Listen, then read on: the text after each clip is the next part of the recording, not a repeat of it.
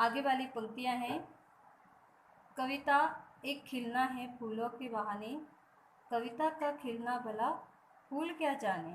बाहर भीतर इस घर उस घर, बिना मुरझाए महके के माने, फूल क्या जाने। महकना यानी सुगंध बिखेरना। इन पंक्तियों में कवि ने कविता की तुलना फूल से की गई है। कवि कह रहा है कि कविता एक खिलना है फूलों के बहाने। कवि कह रहा है कि एक फूल जिस प्रकार से खिलता है, पुष्पित होता है, सुगंधित होता है, पल्लवित होता है, ठीक वैसे ही कविता भी उस फूल को खिलता देख कर के कविता भी खिल उठती है। उसमें भी नए नए भाव आते हैं, नए रंग आते हैं, नया सौंदर्य है वो भर जाता है। कविता का खिलना भला फूल क्या जाने। कवि आगे कह रहा है कि फूल का खिलना और कविता का खिलना, लेकिन कवि कह रहा है कि फूल बेचारा उस कविता के खिलने को जान नहीं सकता। क्यों? क्योंकि फूल एक निश्चित समय के लिए खिलता है। एक फूल होता है वो 1 दिन 2 दिन 4 दिन 5 दिन तक वो खिला रहता है, लेकिन वो ज़्यादा समय तक वो खिला नहीं रह सकता और आखिरकार में वो मुरझा जाता है और उसकी सुगंध है वो समाप्त हो जाती है। लेकिन एक कविता होती है वो अनंत काल तक खिली रहती है। उसमें फूल, लेकिन एक कविता है वो अनंत काल तक खिली रहती है।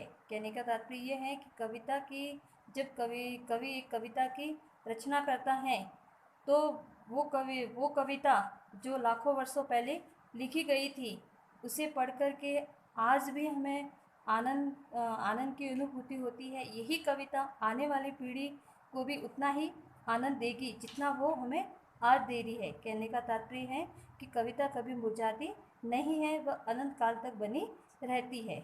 बाहर भीतर इस घर उस घर, बिना मुरझाए महके के माने, फूल क्या जाने। फूल अंदर भी खिलता है, बाहर भी खिलता है, इस घर भी में भी खिलता है, उस घर में भी खिलता है। ठीक उसी प्रकार से कविता भी सभी जगह उसकी महक है वो समान रूप से बनी रहती है। बिना मुरझाए महके के माने, फूल क्या जाने। कविता है वो कभी मुरझाती नहीं है।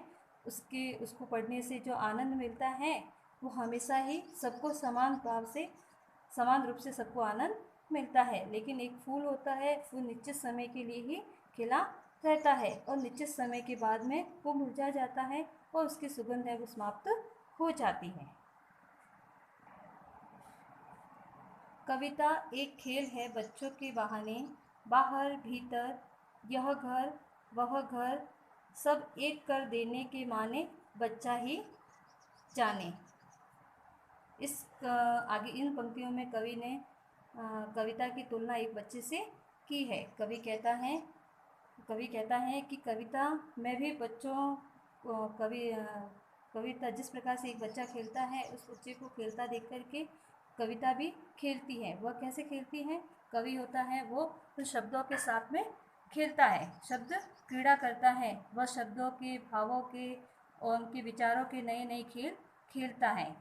बाहर भीतर यह घर वह घर, सब एक कर देने के माने, बच्चा ही जाने। आगे कवि कह रहा है कि जिस प्रकार बच्चे खेलते हुए कभी घर में आ जाते, कभी बाहर चले जाते हैं और इस प्रकार सभी घरों में वे समान रूप से खेलते हैं। उसके मन में अपने पराये का भेदभाव नहीं रहता। वे खेल खेल में सभी को अपना बना देते हैं। वे सब घरों को एक एक करके क्या कहना चाहते हैं ये बच्चा ही जानता है। ठीक उसी प्रकार से उन बच्चों की भांति ही कवि भी शब्दों के माध्यम से अपने मन के, बाहरी संसार के, अपनों के, परायों के और सब घरों के मनोभावों को वाणी देता है।